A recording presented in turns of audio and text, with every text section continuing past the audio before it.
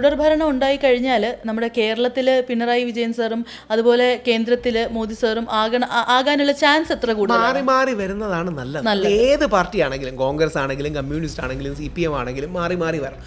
എമ്പുരാനിൽ പൊള്ളിയോണ്ടാണ് ഈ censor board അല്ലെങ്കിൽ ഈ CBFC എല്ലാത്തിലും കയറി ഇടപെടുന്നത്. ശരിക്കും ജാനകി വേഴ്സസ് സ്റ്റേറ്റ് ഓഫ് കേരളയിലൊന്നും ഇടപെടേണ്ട ഒരു കാര്യമില്ല. അത് എടോ ചുമ്മാ ഇരുന്ന് ചിരിക്കാൻ ഒരുമാതിരി കുട്ടിക്കൊരകനെ പോലെ എന്നുള്ള സംഭവമാണ്.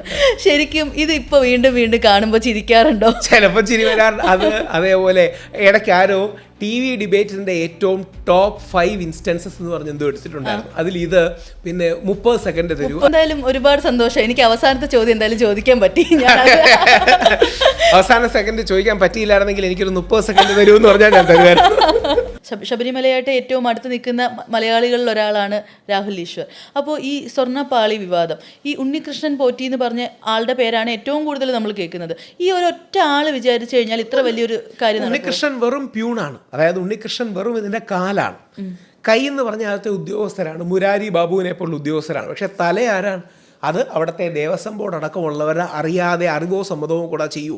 നൂർജഹാനോട് ഞാൻ ഒരു ചോദ്യം ചോദിക്കാം. നൂർജഹാൻ്റെ വീട്ടിൽ നിന്ന് 100 പവൻ പണി ചെയ്യാൻ എടുത്തുകൊണ്ട് പോയി.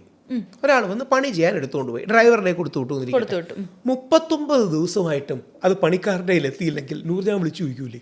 ഉറപ്പായിട്ടും ചോദിക്കും. പക്ഷേ ദേവസ്വം ബോർഡ് ചോദിച്ചില്ല.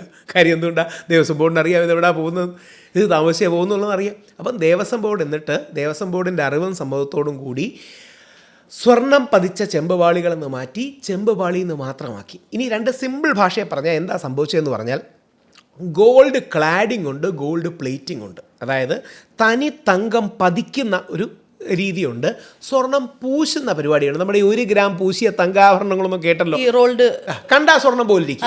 ശബരിമലയിലെ ദ്വാരപാലകൾ, വെറിയുള്ള ദ്വാരപാല ശില്പങ്ങളിൽ 1.5 കിലോഗ്രാം സ്വർണം ഉണ്ടായിരുന്നു. ഇപ്പം 361 ഗ്രാമേ ഉള്ളൂ. അപ്പോൾ അവിടെ നിന്ന് തന്നെ 1.1 കിലോഗ്രാം അടിച്ചു മാറ്റി. അങ്ങനെ പല സ്ഥലങ്ങളിൽ നിന്നും അടിച്ചു മാറ്റി, അല്ലെങ്കിൽ എന്താ പറയുക, വിറ്റ് ആണ് ഇവർ മുമ്പോട്ട് പോയത്. അതിൻ്റെ കൂടുതൽ തെളിവുകൾ വരും. പക്ഷേ ഈ വിഷയത്തിലെ ഹീറോ ഒരു കാരണവശാലും സംശയിക്കേണ്ട കേരള ഹൈക്കോടതിയാണ്. കേരള ഹൈക്കോടതിയുടെ മഹത്തരമായ നിലപാടുകൾ കാരണമാണ് ഈ വിഷയത്തിൽ വിജയം സാധ്യമായത്. ആ 2 ഹൈക്കോടതി ജഡ്ജിമാർക്കും, രാജാ വിജയരാഘവൻ സാറിനും ജയകുമാർ സാറിനും പ്രണാമം അർപ്പിക്കുന്നു. ഞാനപ്പോൾ ഒരു വീഡിയോ ഇട്ടിട്ടുണ്ടായിരുന്നു. ഹൈക്കോടതി ഒരു പുലിമുരുകൻ മോഡിലാണ്. ഹൈക്കോടതി അങ്ങനെ വിചാരിച്ചാലേ വെളിയിൽ വരൂ. സത്യം പറയാമല്ലോ, ആദ്യ ദിവസം ഞാൻ ചർച്ചയ്ക്കിരുന്നപ്പോൾ നമുക്ക് മോട്ടിച്ചു എന്ന് ചിന്തിക്കാൻ പറ്റുന്നില്ല. ഒരു അമ്പലത്തിൻ്റെ ഫ്രണ്ടിൽ, ശ്രീകോവിലിൻ്റെ ഫ്രണ്ടിലിരിക്കുന്ന ദ്വാരപാലകരിൽ നിന്ന് സ്വർണം മോഷ്ടിക്കുന്നു വിചാരിച്ചു. അപ്പം ഞങ്ങളെല്ലാം ആദ്യ ദിവസം കുറച്ചുകൂടി ഒരു റിലാക്സ്ഡ് ആയിട്ട് എന്തോ പിഴവ് പറ്റിയെന്ന് തോന്നുന്നു, ആൾക്കാർ ശ്രദ്ധിച്ചില്ലാന്ന് തോന്നുന്നു, ജാഗ്രത കുറവുണ്ടായെന്ന് തോന്നുന്നു. അവിടെ എവിടെയും തൊടാതെ ഞങ്ങളെല്ലാം നിലപാട് പറഞ്ഞുള്ളൂ. വേറൊന്നും കൊണ്ടല്ല, നമുക്ക് അത്ര വലിയ കള്ളന്മാരാൻ ചിന്തിക്കാൻ പറ്റുന്നില്ല. ഈ ബാൻഡിറ്റ് ക്വീൻ സിനിമയൊക്കെ ഉണ്ട്, ചമ്പൽ കൊള്ളക്കാരെ കുറിച്ചുള്ള സിനിമയാണ്. അതായത് ഇന്ത്യയിലെ ഏറ്റവും മോശം കൊള്ളക്കാർ ചമ്പൽ കൊള്ളക്കാരാണ്. ചമ്പൽ കൊള്ളക്കാർ പോലും അവരുടെ ഗ്രാമക്ഷേത്രത്തിൽ നിന്ന് മോട്ടിക്കൂല. ഞാൻ ആലങ്കാരികമായി പറയുന്നതല്ല, ഇത് ഡോക്യുമെൻ്റഡ് ആണ്. ചമ്പൽ കൊള്ളക്കാരുടെ ഏരിയയിലെ ഗ്രാമക്ഷേത്രങ്ങളും പഴയ ആർക്കിയോളജിക്കൽ മോണ്യുമെൻറ്റ്സും ഒന്നും അവർ നശിപ്പിക്കുകയില്ല. അവരാൽ കഴിയുന്ന രീതിയിൽ സംരക്ഷിക്കുകയുള്ളൂ. ചമ്പൽ കൊള്ളക്കാർ പോലും സ്വന്തം ഗ്രാമക്ഷേത്രത്തിൽ നിന്ന് മോഷ്ടിക്കില്ല. പക്ഷേ ദേവസ്വം ബോർഡുകാർ അവരുടെ അമ്പലത്തിൽ നിന്ന് മോഷ്ടിക്കുമെന്നുള്ളതാണ് അതിൻ്റെ വിഷമകരമായ കാര്യം. അവരെല്ലാം അറസ്റ്റ് ചെയ്യപ്പെടണം, ഒരു ജയിലിൽ പോകണം. ഇനിയും സിനിമ, നിങ്ങൾ മൂവി വേൾഡ് ആയതുകൊണ്ട് അതുകൂടെ കണക്ട് ചെയ്ത് പറയാം. അദ്വൈതം എന്നൊരു സിനിമയുണ്ട്, പറ്റുമെങ്കിൽ പോയി കാണണം. കണ്ടിട്ടുണ്ടെങ്കിൽ 1991 മോഹൻലാലിൻ്റെ പ്രിയദർശൻ്റെ ഗംഭീര സിനിമയാണ്. അദ്വൈതം സിനിമ നടക്കുന്ന പല കാര്യങ്ങളാണ് കേരളത്തിൽ ഇപ്പം നടക്കുന്നത്. കൃത്യമായ അദ്വൈതം സിനിമ കണ്ടാൽ പല കാര്യങ്ങളും ഇന്നത്തെ രീതിയിൽ നമുക്ക് മനസ്സിലാകും. അപ്പോൾ അതൊരു നമ്മുടെ അമ്പലങ്ങളുടെയൊക്കെ ഒരു പ്രശ്നമാണ്. ഈ ഘടനാപരമായ അമ്പലങ്ങൾക്കൊക്കെ ഒരുപാട് പ്രശ്നങ്ങളുണ്ട്. വളരെ ആഴമേറിയ വിഷയമാണ്, മറ്റൊരു ടോപ്പിക്കാണ്.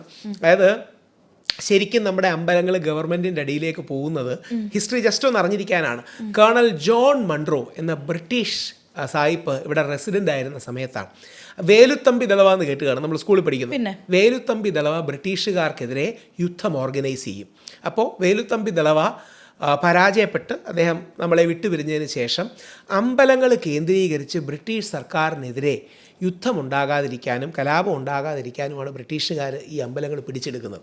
ഇന്ത്യക്ക് സ്വാതന്ത്ര്യം കിട്ടി, പക്ഷേ ഇപ്പോഴും അമ്പലങ്ങൾക്ക് സ്വാതന്ത്ര്യം കിട്ടിയില്ല എന്നുള്ളത് ദൗർഭാഗ്യവശായ ഒരു സ്ഥലമാണ്. അങ്ങനെയാണ് ഈ രാഷ്ട്രീയക്കാർക്കൊക്കെ ഇത്രയും കയറി കട്ടുപിടിക്കാൻ ഒരു അവസരം കിട്ടുന്നത്. ഹോപ്പ്ഫുള്ളി മാറുമെന്ന് പ്രതീക്ഷിക്കാം. ഈ ഒരു ടോപ്പിക്ക് പറഞ്ഞതുകൊണ്ട് പറയാം, നമ്മുടെ ഗുരുവായൂർ അമ്പലത്തിൽ റീസെൻ്റ്ലി ഒരു മുസ്ലിം ആയിട്ടുള്ളൊരു ഇൻഫ്ലുവൻസർ കയറിയപ്പോൾ അമ്പലം മുഴുവൻ പുണ്യാഹം തെളിച്ച് ഫുള്ള് വൃത്തിയാക്കി. ഞാനൊരു മുസ്ലിമാണ്, എനിക്ക് സത്യം പറഞ്ഞാൽ എല്ലാ ദൈവങ്ങളെയും ഇഷ്ടമുള്ള ആളാണ്, പ്രത്യേകിച്ച് പ്രത്യേകിച്ച് നമുക്കെല്ലാവർക്കും കൂടുതൽ ദൈവങ്ങളെ ഒന്നും അത്രയ്ക്ക് ഡീറ്റെയിൽ ആയിട്ട് അറിയില്ലെങ്കിലും ഉണ്ണിക്കണ്ണനോട് ഒരു സ്നേഹം തോന്നും. കൊച്ചിലെ മുതലേ ഞാനിപ്പോൾ ഡാൻസ് ഒക്കെ പഠിക്കുമ്പോഴായാലും ഉണ്ണിക്കണ്ണനോട് നമുക്കൊരു സ്നേഹം തോന്നും, കൾച്ചറലി നമുക്ക് അതിനോട് ഇഷ്ടം തോന്നും. അപ്പോൾ എനിക്കാണെങ്കിലും പോലും ഈ ഗുരുവായൂർ പോകണം അത് ഭയങ്കര ആഗ്രഹമുള്ള കൂട്ടത്തിലാണ്.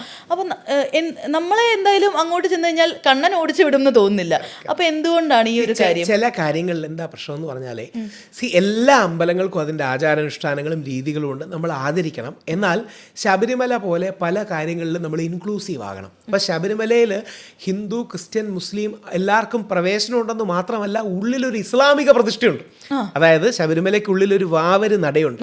ഇസ്ലാം മത വിശ്വാസികൾക്ക് സഗുണാരാധന, വിഗ്രഹാരാധന തുടങ്ങിയ കാര്യങ്ങൾക്ക് ദൈവശാസ്ത്രപരമായ വിയോജിപ്പുള്ളതുകൊണ്ട് അവിടെ വാവറുടെ ഒരു വാളും മറ്റും വെച്ചാണ് ആദരിക്കുന്നത്. അത് എരുമേലി പള്ളിയിലാണെങ്കിലും എരുമേലി അയ്യപ്പ ക്ഷേത്രത്തിലാണെങ്കിലും, കാര്യം അതാണ് പരിശുദ്ധ ഇസ്ലാമിൻ്റെ വിശ്വാസം. അപ്പോൾ ഇത്തരം കാര്യങ്ങളിലേ നമ്മളൊരു ചില കാര്യങ്ങളിൽ ഒരു സോഫ്റ്റ് നിലപാട് ചില കാര്യങ്ങളിൽ ഉണ്ടെങ്കിൽ നല്ലതാണ്. അതായത് ജാസ്മിൻ അങ്ങനെ ആരെയും മനഃപൂർവ്വം വേദനിപ്പിക്കാൻ പോയതാണെന്ന് എനിക്ക് തോന്നുന്നില്ല, ഒരു പ്രശ്നം ഉണ്ടാക്കാൻ പോയതാണെന്ന് തോന്നുന്നില്ല. ആ കുട്ടി ഒരു സാംസ്കാരിക, എനിക്ക് തോന്നുന്നു മറ്റേ വളരെ കേരളീയമായ ഡ്രസ്സൊക്കെ ധരിച്ചിട്ടാണ് മറ്റേ ഇതൊക്കെ നിൽക്കുന്നത്. അപ്പം ഇത്തരം കാര്യങ്ങളിൽ നമ്മളൊരു കുറച്ചുകൂടെ ഒരു സോഫ്റ്റായ നിലപാട് ഇത്തരം കാര്യങ്ങളിൽ എടുക്കണം. കാര്യം ഇത് ആഴമേറിയ പ്രാണപ്രതിഷ്ഠയോ ആചാരമോ ബന്ധപ്പെട്ടൊന്നുമല്ല. ഉദാഹരണം ശബരിമലയിൽ യുവതി പ്രവേശനം പോലും വിഷയമല്ല. കാര്യം അടിസ്ഥാനപരമായി വിശ്വാസം, പ്രാണപ്രതിഷ്ഠ, പ്രതിഷ്ഠാസങ്കല്പത്തോടൊന്നും ബന്ധപ്പെട്ടൊരു കാര്യമല്ല. പല അമ്പലങ്ങളിലും അങ്ങനെ ക്രിസ്ത്യൻ, മുസ്ലിം വിഭാഗങ്ങളിലെ ആൾക്കാർ കയറുന്നതിന് ഒരു പ്രശ്നമല്ല താനും. ഒരുപാട് സ്ഥലങ്ങളിൽ അത് സ്വീകരിക്കുകയും സ്വാതന്ത്ര്യം. ഇപ്പം ശരിക്കും ഒന്ന് ആലോചിച്ച് നോക്കിയേ, അയ്യപ്പസ്വാമിയെ പാടി ഉറക്കുന്നതും ഗുരുവായൂരപ്പനെ പാടി ഉണർത്തുന്നതും യേശുദാസാണ്. യേശുദാസ് എന്ന് പറയുന്ന നമ്മുടെ അതുല്യനായ ഒരു കലാകാരനാണ്. ദേവരാജൻ മാസ്റ്റർ യഥാർത്ഥത്തിൽ അങ്ങനെ ഈശ്വരവിശ്വാസി ഒന്നും ആയിരുന്നില്ല. ദേവരാജൻ മാസ്റ്ററാണ് ഹരിവരാസനത്തിന് ഈ കാണുന്ന രീതിയിൽ ഈണം കൊടുക്കുന്നത്.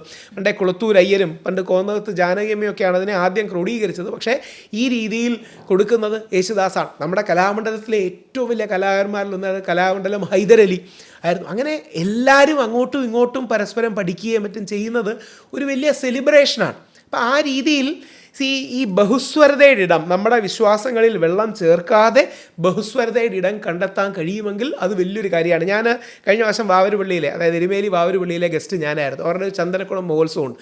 നമ്മളവിടെ വെച്ചെന്ന് വളരെ ആദരവോടുകൂടിയാണ് അവിടുത്തെ മൗലവിമാർ നമ്മുടെ തലയിൽ മറ്റേ ഭസ്മം തൊട്ട് തരും. നമ്മളവിടെ തൊഴുതിട്ട് വണങ്ങിയിട്ടാണ് പോകുന്നത്. അതിൻ്റെ ആ വണങ്ങുന്നു എന്ന് പറഞ്ഞാൽ അയ്യപ്പനെ ചരിത്രത്തിൽ സഹായിച്ചത് വാവരാണ്. അതുകൊണ്ട് അതിൻ്റെ ഫ്രണ്ടിൽ പേട്ട തുള്ളുകയൊക്കെ ചെയ്യും. പേട്ട തുള്ളുന്നു, വാവരോടൊപ്പം പോകുന്നു. ഈ ബഹുസ്വരതയാണ് ഇന്ത്യക്ക് ലോകത്തിന് കൊടുക്കാൻ കഴിയുന്ന ഏറ്റവും വലിയ ശക്തി.